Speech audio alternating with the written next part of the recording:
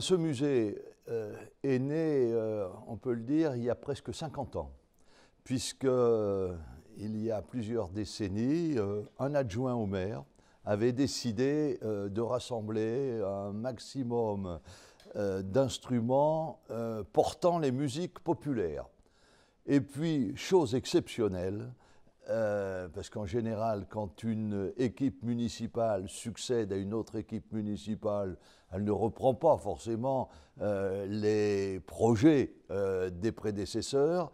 Et bien là, pendant presque 5 décennies, toutes les équipes municipales qui se sont succédées ont repris cette idée donc de musée des musiques populaires. Alors il y a eu des variantes, on a appelé ça à un moment la cité des musiques populaires. Bref, il y a une continuité républicaine qui mérite quand même d'être soulignée parce que quelque part elle est exceptionnelle.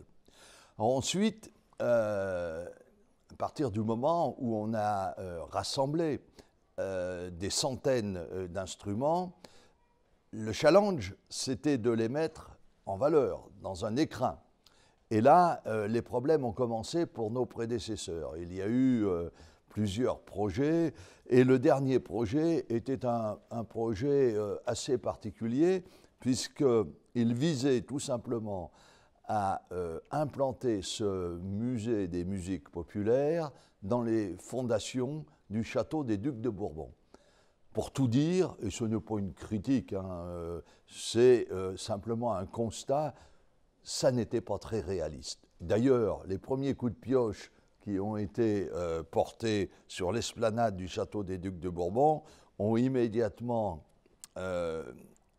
indiqué que ce projet ne pouvait pas se faire, car on a trouvé tout de suite des vestiges gallo-romains, bref.